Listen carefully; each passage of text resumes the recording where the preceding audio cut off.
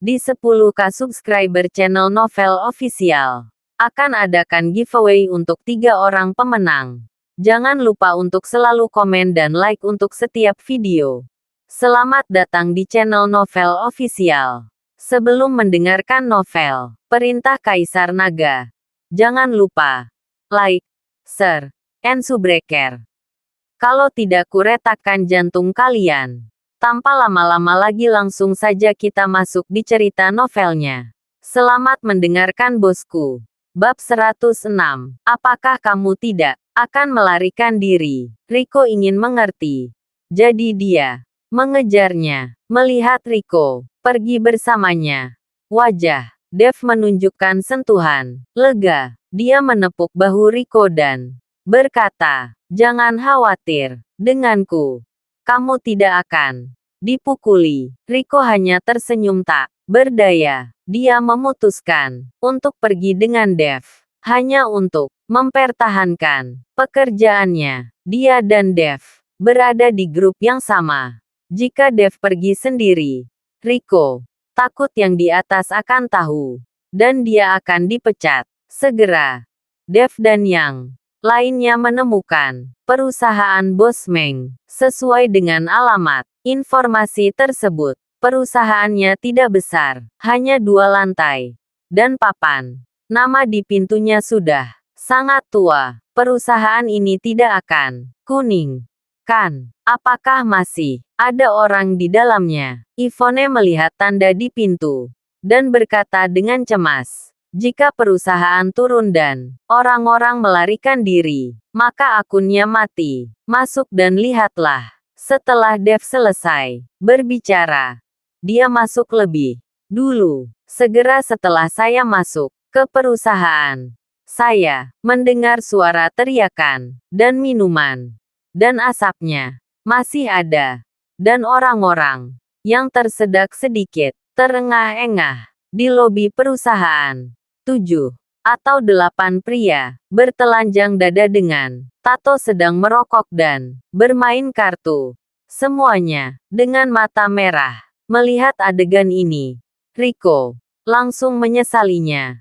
Dan dengan lembut menarik lengan baju Dev. "Kakak Chen, mengapa kita tidak kembali lagi lain hari?" Wajah Yvonne juga sedikit jelek. "Tidak peduli bagaimana Anda melihatnya, itu tidak terlihat seperti perusahaan, tetapi lebih seperti sarang bandit. Karena kamu di sini, mengapa kamu harus bertemu bos sebelum pergi?" Dev berkata tidak setuju. Pada saat ini, seseorang menemukan Dev dan mereka bertiga. Jadi dia bangkit dan berjalan. "Apa yang kalian bertiga lakukan?" "Kami dari perusahaan kimia harian datang untuk mencari Bos Meng," Dev berkata dengan ringan. "Apakah kamu ingin akun?" Ketika pria itu mendengarnya, dia segera tahu apa yang dimaksud Dev dan yang lainnya. Dan sedikit mengernyit, "Kakak Meng tidak ada di sini. Cepatlah. Dan jangan ganggu kartu remi kita." Setelah berbicara, pria itu akan kembali dan melanjutkan bermain kartu. Tetapi hanya setelah mengambil 2 langkah, seorang gadis dengan gaun mempesona dan riasan tebal turun dari lantai 2. Gadis itu tidak terlalu tua, tapi dia memakai bedak yang merona dan vulgar. Kepolosan seorang gadis. "Jeff, saudara Meng, membiarkan mereka naik." Gadis itu berkata kepada pria besar yang baru saja menghentikan Dev dan yang lainnya. Pria besar itu mengangguk. "Kalian naik." Setelah berbicara, pria besar itu pergi bermain kartu tanpa melihat ke belakang. Sementara gadis itu melirik Yvonne dan berkata, "Ikutlah denganku." Dev dan yang lainnya mengikuti gadis itu ke atas. Riko gemetar ketakutan dan hampir jatuh dari tangga. Pada saat ini, di sebuah kantor di lantai 2, Bos Meng memegang cerutu dengan kakinya di atas meja, menyenandungkan lagu kecil dengan santai. Segera, gadis itu membawa Dev dan yang lainnya ke kantor. Dan Bos Meng masih memegang cerutu, tetapi matanya selalu tertuju pada Ivone. Hatiku hujan. Bos Meng bertanya dengan acuh tak acuh. Ya, Dev mengangguk. Aku berhutang uang padamu. Aku sudah menyiapkannya, Bos. Meng mengedipkan mata, dan gadis yang baru saja membawa Dev dan yang lainnya segera membuka brankas di sampingnya. Saya melihat uang kertas ditempatkan dengan rapi di dalamnya. Lebih dari 1 juta. Melihat Bos Meng sangat menyegarkan. Rico dan Ivone langsung menjadi bersemangat. Mereka tidak pernah berpikir bahwa semuanya akan berjalan begitu lancar, dan bahwa Bos Meng tidak memiliki hutang, tetapi juga memanggil seseorang yang menginginkannya. Hanya mulut Dev yang sedikit terangkat. Dia tahu bahwa Bos Meng tidak bisa memberikan uang dengan mudah. Bab 107, Hutang dan Pelunasan. Benar saja. Setelah mengungkapkan uang kertas itu, Bos Meng meletakkan kakinya dari meja, menatap Ivone dengan mata perak, dan berkata, saya tidak suka berurusan dengan pria. Anda bisa jika Anda menginginkan uang. Wanita ini tetap. Anda berdua keluar. Saya berjanji untuk membayar tunggakan saya. Ketika Ivone mendengar ini, dia sangat ketakutan, sehingga dia buru-buru bersembunyi di belakang Dev. Melihat ekspresi ketakutan Ivone, Bos Meng tiba-tiba tertawa terbahak-bahak. Wajar untuk melunasi hutang. Siapapun yang menginginkannya, Anda harus memberikannya. Dev berkata dengan dingin. Itu benar. Bos Meng memandang Dev seperti orang bodoh.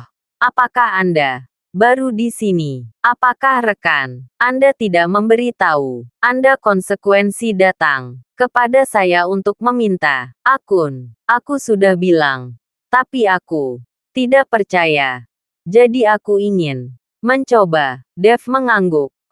Setelah bertahun-tahun, ini pertama kalinya aku bertemu dengan yang seperti itu. Karena kamu ingin mencobanya, maka aku akan memenuhimu. Dengan mengatakan itu, Bos Meng mengayunkan pukulan ke hidung Dev. Ivone berada di belakang Dev ketika dia melihat Bos Meng bergerak. Dia menarik Dev dengan gugup.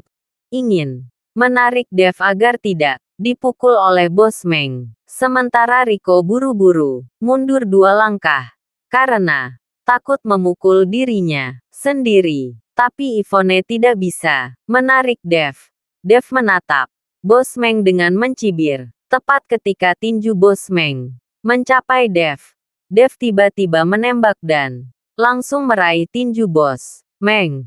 Diikuti oleh ledakan tulang suara retak. Bos Meng hanya merasa tinjunya dijepit oleh catok, dan kemudian rasa sakit yang parah menyerang, membuat Bos Meng menjerit. Ketika gadis yang membawa Dev dan yang lainnya melihat ini, dia menoleh dan berlari keluar. Itu jelas disebut seseorang. Rico, kamu dan Ivone akan ambil uangnya. Kamu ambil. Tetapi kamu hanya ambil sejumlah. Dia berhutang pada kami.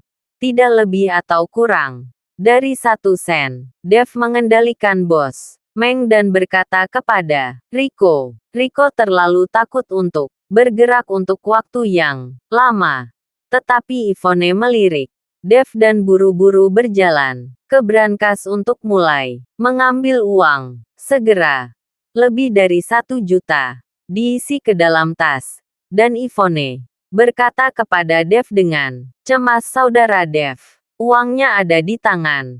Ayo, pergi. Begitu Ivone selesai berbicara, semburan langkah kaki yang berisik datang.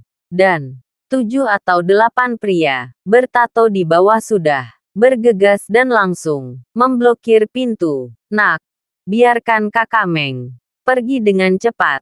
Berani melakukan sesuatu pada Kakak Meng. Kamu sedang mencari kematian. Ketika Jeff melihat bahwa Dev sedang mengendalikan Bos Meng, dia berteriak keras, "Singkirkan orang-orangmu." Dev tidak memperhatikan Jeff itu, tetapi mengerahkan sedikit kekuatan dan tangan. Bos Meng membuat suara retak lagi. Bos Meng berkeringat deras karena kesakitan saat ini. Meskipun matanya penuh amarah, dia tidak punya pilihan selain memerintahkan dengan keras minggir, sangat terbuka, menghindar. Dev berkata kepada Rico dan Yvonne, "Kalian berdua, ambil uang itu kembali ke perusahaan." "Kakak Dev, apakah kamu ikut dengan kami?" Yvonne bertanya-tanya. "Kamu pergi dulu. Aku akan kembali nanti," kata Dev. Yvonne memandang Dev dengan cemas. Tetapi Rico menariknya langsung dan berkata, "Ayo cepat. Tinggal di sini juga menyebabkan masalah bagi saudara Chen." Rico mengambil Yvonne dan berlari keluar. Tetapi setelah kehabisan perusahaan, Yvonne memberi Rico uang dan memintanya untuk membawanya kembali ke perusahaan. Sementara dia menunggu di seberang jalan, dan Dev yang tidak menonton keluar. Dia khawatir. Setelah Rico dan Yvonne pergi, Dev melepaskan Bos Meng, yang dibebaskan. Langsung marah, "Wah, aku harus membunuhmu hari ini."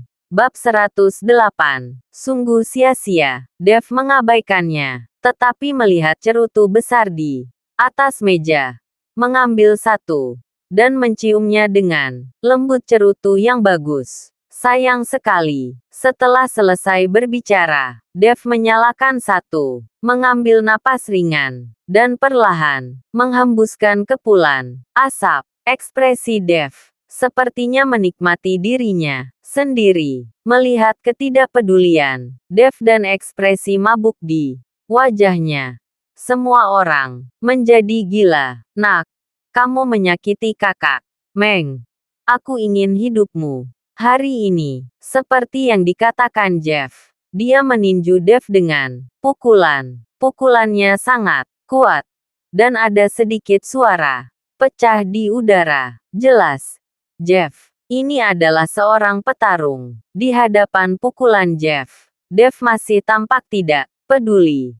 Mengisap rokok lagi, dan kemudian meludahkannya ke Jeff yang sedang bergegas. Jeff, yang awalnya sangat cepat dan datang dengan pukulan, ditembak oleh Dev dengan kepulan asap. Seluruh orang tampaknya tidak dapat bergerak, dan tiba-tiba berhenti bergerak. Dan tinju itu hanya beberapa sentimeter dari Dev. Kali ini, semua orang melihatnya dengan tidak percaya.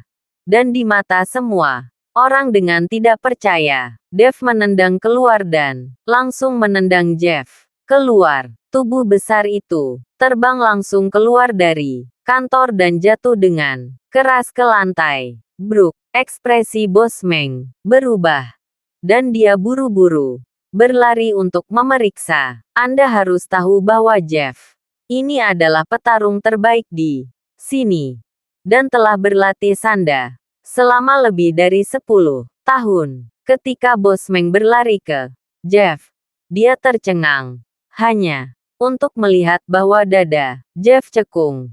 Darah meluap dari mulutnya. Matanya terbuka lebar, dan dia terbaring tak bergerak di tanah. Tidak tahu apakah dia sudah mati atau tidak. "Bunuh dia. Bunuh dia. Untukku." Bos Meng marah. Dia belum pernah diganggu seperti ini sebelumnya. Dan sekarang dia akan mencabik-cabik Dev. Setelah mendapatkan pesanan, orang-orang yang tersisa bergegas menuju Dev bersama. Mereka tidak percaya. Tidak peduli berapa banyak Dev bisa bertarung di ruang kecil ini, dia masih bisa mengalahkan kelompok mereka. Kematian pengadilan. Dev mendengus dingin. Dan kemudian tubuhnya bergegas ke kerumunan, seperti angin puyuh. Kecepatan Dev sangat cepat. Dan orang-orang itu tidak bisa melihat bayangan Dev sama sekali. Dan mereka tersungkur ke tanah, satu demi satu. Hanya dalam beberapa detik, lantai kantor penuh dengan orang-orang yang berduka. Meskipun Dev tidak membunuh mereka, dia juga mematahkan tangan dan kakinya dan menderita luka serius. Kali ini, Bos Meng tercengang, dan gadis di sampingnya bahkan lebih pucat. Bahkan lebih pucat dari bubuk. Dia benar-benar tidak bisa membayangkan bahwa dengan begitu banyak orangnya sendiri, dia bahkan tidak bisa mengalahkan seorang pria yang tampaknya lemah. Kenapa kamu menunda membayar uang? Kamu berutang uang padaku. Aku benci orang yang berutang uang padaku tapi tidak membawar. Dev berjalan menuju Bos Nameng dengan seringai di wajahnya. Kamu, siapa kamu? Aku berutang uang pada kimia harian. Apakah kamu bukan karyawan kimia harian? Bos Meng memandang Dev dengan panik dan bertanya. Tentu saja, Sinyuri Hua adalah perusahaan dari Nona tertua keluarga Su, Yuki Su. Dan Yuki adalah pacarku. Jadi, bukankah kamu hanya berutang uang padaku? Dev berkata dengan senyum main-main. Pacar Mumu. Bos Meng tampak bingung. Tetapi, kemudian pupil matanya mulai membesar. Dan matanya menunjukkan kepanikan kamu. Kamu itu. Bos Meng membuka mulutnya lebar-lebar. Dan pada akhirnya dia sangat ketakutan sehingga dia bahkan mengeluarkan suaranya. Bos Meng ini juga telah terlibat dalam kelas atas. Meskipun dia tidak cukup memenuhi syarat untuk berpartisipasi dalam perjamuan yang diadakan oleh Elias Gu. Dia tahu banyak informasi. Tentu saja, dia telah mendengar tentang Dev. Tetapi dia belum pernah ke sana sama sekali berpikir tentang itu. Orang yang mengalahkan Stanley, bahkan yang dihormati Elias Gu dan Yansen, ternyata adalah pemuda biasa-biasa saja di depannya ini. Bab 109. Sayang sekali, Bos Meng tidak bisa mempercayainya. Tetapi dia tidak bisa menahannya. Pluf, Bos Meng tidak bisa melakukan apa-apa lagi. Dan dia berlutut langsung di depan Dev. Tuan Chen, saya tidak punya mata. Saya mohon Tuan Chen untuk menyelamatkan hidup saya. Bos Meng dengan putus asa bersujud dan memohon belas kasihan. Jika Dev hanyalah pacar Yuki, dia tidak akan terlalu takut. Lagi pula, jika dia berani berhutang uang pada keluarga Su, dia tidak akan takut pada keluarga Su. Meskipun keluarga Su adalah orang terkaya di Hongcheng, bagaimanapun juga, itu hanyalah keluarga bisnis, pencampuran bawah tanah. Jangan takut sama sekali. Tapi Dev bukan hanya pacar Yuki yang diakui, tetapi juga tamu Yansen dan Elias Gu. Ini bukan sesuatu yang bisa dia provokasi. Melihat penampilan Bos Meng, Dev mencibir dan berjalan melewati Bos Meng. Dev berjalan kembali, dan Bos Meng merosot ke tanah di bawahnya. Dia sudah basah ketika Dev berjalan ke jalan dan hendak naik taksi kembali ke perusahaan. Dia tiba-tiba melihat Yvonne berlari dari seberang jalan. Kakak Dev melihat Dev keluar. Yvonne berlari ke arah Dev dengan penuh semangat. Ketika Dev melihat bahwa Yvonne belum pergi dan masih menunggunya, dia langsung tergerak. Tapi tepat ketika Yvonne sedang menyeberang jalan, sebuah mobil yang melaju kencang melaju Melihat ini, Yvonne sangat ketakutan, sehingga dia membeku di tempat, dan pikirannya menjadi kosong untuk sementara waktu. Ketika pengemudi melihat seseorang bergegas ke jalan, dia juga dengan putus asa menginjak rem. Suara pengereman yang keras dan asap dari gesekan ban membuat seluruh suasana langsung tegang. Melihat ini, Dev, dengan keberuntungan di dantiannya, bergegas keluar sekaligus, langsung menghalangi Yvonne. Tangannya dengan kuat menahan mobil yang melaju kencang. Segera, mobil berhenti, dan Yvonne masih berdiri, tercengang. Matanya penuh teror. Yvonne, tidak apa-apa. Dev membawa Yvonne dan berjalan di seberang jalan. Buta, bagaimana caramu berjalan? Pengemudi itu menurunkan kaca jendela dan memaki dengan keras. Rupanya, membuatnya takut juga. Setelah Dev menarik Yvonne pergi, pengemudi itu keluar dari mobil dan melihat mobilnya. Ketika dia melihat sepasang telapak tangan yang dalam di depan mobil, pengemudi sangat ketakutan, sehingga dia berkeringat dingin dan buru-buru masuk ke mobil dan melarikan diri. Yvonne, kenapa kamu tidak kembali ke perusahaan? Dev bertanya dengan prihatin. Pada saat ini, Yvonne telah pulih, dan dia sendiri tidak tahu mengapa dia tidak ditabrak mobil. Melihat Dev bertanya pada dirinya sendiri, Yvonne buru-buru berkata, "Aku mengkhawatirkanmu, jadi aku menunggumu di luar." Saudara Dev, apakah kamu baik-baik saja? Yvonne menatap Dev dengan prihatin. Tidak apa-apa. Orang-orang itu hanya menggertak yang lembut dan takut yang keras. Ayo kembali. Dev menghentikan taksi dan mengikuti Yvonne menuju perusahaan. Pada saat ini, di departemen penjualan perusahaan, sekelompok penjual duduk dan mendiskusikan buku dengan suara rendah. Lalu Dev sangat berani, sehingga dia berani pergi ke Bos Meng untuk meminta akun. Dia tidak tahu bahwa orang yang meminta akun sebelumnya dipukuli. Tidak. Mengapa Yvonne mengikuti Bos Meng itu? Sangat sensual.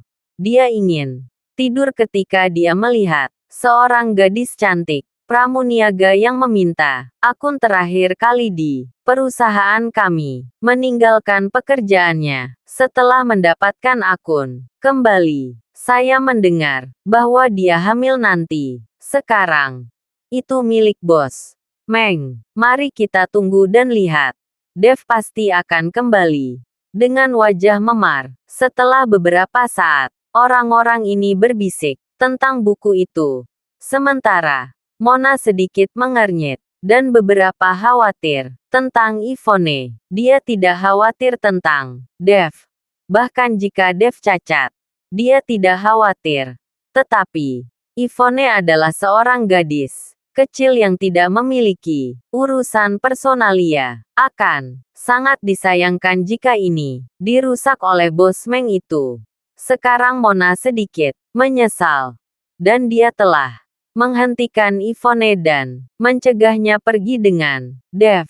Bab 110. Kamu tidak dipukuli. Ini bahkan tidak setelah bekerja.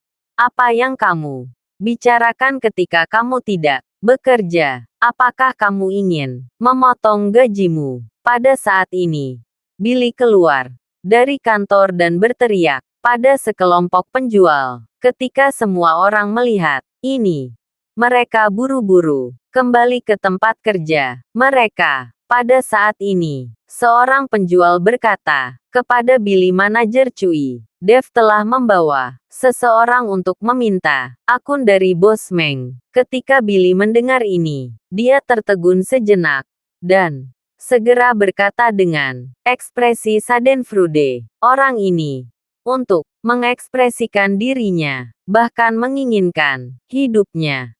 Jika dia bisa mendapatkan uangnya kembali, aku akan menguras air toilet Begitu Billy selesai berbicara, Rico kembali dengan wajah berkeringat dan kantong plastik hitam di tangannya. Melihat kembalinya Rico, Mona buru-buru bertanya, "Rico, di mana Yvonne?" Rico meraih air di atas meja dan meminum botol itu dalam satu tarikan napas. Kemudian dia menarik napas dan menjelaskan semuanya satu persatu. Ketika semua orang mendengar bahwa ada 1 juta tunggakan yang harus dikembalikan ke dalam tas, mereka semua terkejut. Kemudian Billy bahkan merobek plastiknya dan uang kertas putih berserakan di lantai. Kali ini, wajah Billy menjadi sangat jelek. Dia tidak berpikir bahwa Dev benar-benar meminta uang kembali. Dia hanya mengatakan bahwa Dev dapat meminta uang kembali. Jadi dia minum air toilet. Yvonne, gadis ini terlalu tergila-gila. Dan aku tidak tahu apa yang baik tentang Dev. Ketika Ivana mendengar bahwa Yvonne benar-benar tinggal dan menunggu Dev, dia segera berkata sedikit bingung. Mona juga sedikit khawatir tentang Yvonne. Adapun hidup dan mati Dev, tidak ada yang peduli. Tepat ketika semua orang merasa kasihan pada Yvonne, Dev kembali dengan Yvonne. Melihat tubuh Dev utuh, semua orang terkejut. "Dev, kamu tidak dipukuli?" Billy bertanya dengan aneh. "Wajar mereka untuk melunasi hutang. Mengapa mereka memukuli saya? Ini hampir seperti saya mengalahkan mereka," Dev berkata dengan senyum dingin. Dan Mona berjalan ke arah Yvonne. "Yvonne, apakah kamu baik-baik saja? Kamu terlihat buruk. Jangan berkencan dengannya di masa depan." "Saudari Mona, aku baik-baik saja." Yvonne tersenyum. "Dev, karena kamu dapat meminta akun begitu banyak, maka hutang perusahaan akan diserahkan kepadamu di masa depan. Kamu hanya bertanggung jawab untuk meminta akun." Pada saat ini, Billy menyerahkan semua tunggakan seluruh departemen penjualan kepada Dev. Dev tidak menolak. Bahkan, jika Billy tidak memberikannya, Dev harus datang. Semua itu adalah uangnya. Melihat Dev tidak menolak, Billy sedikit terkejut. Tetapi, dia sangat senang di dalam hatinya. Jika semua tunggakan ini dapat dibayar, komisinya sebagai manajer penjualan pasti sangat diperlukan. Pada siang hari, sebuah restoran barat dekat PT Harian Kimia, di posisi dekat jendela, Junior sedang menunggu seseorang dengan gembira. Segera, Yuki berjalan ke restoran barat dengan tas di punggungnya. Melihat ini, Junior buru-buru bangkit dan melambai Yuki. Ini, Yuki berjalan dengan sedikit ketidakpedulian di wajahnya, dan duduk di seberang. "Junior, ada apa denganku, Yuki? Aku hanya merasa sudah lama tidak bertemu denganmu. Jadi aku ingin mengajakmu makan." Junior berkata dengan menyanjung. "Jika tidak ada yang salah, aku harus pergi," kata Yuki. Dia akan bangun sesuatu. Melihat ini, Junior buru-buru menghentikan Yuki. "Yuki, kamu tahu apa yang aku pikirkan tentangmu? Aku tidak pernah menyukai gadis lain selama bertahun-tahun. Bisakah kamu tidak?" Sebelum Junior selesai berbicara, Yuki menyela langsung Junior. "Saya harap Anda bisa mengerti siapa Anda. Anda hanya manajer umum yang disewa oleh keluarga Su. Saya selalu bisa menghapus Anda dan mengganti. Sebaiknya fokus pada pekerjaanmu. Jangan menghabiskan waktu untukku." Wajah Yuki dingin, dan nada bicaranya juga dingin, yang membuat wajah Junior sedikit berubah. Terima kasih sudah mendengarkan cerita novel Perintah Kaisar Naga. Sampai jumpa di cerita selanjutnya.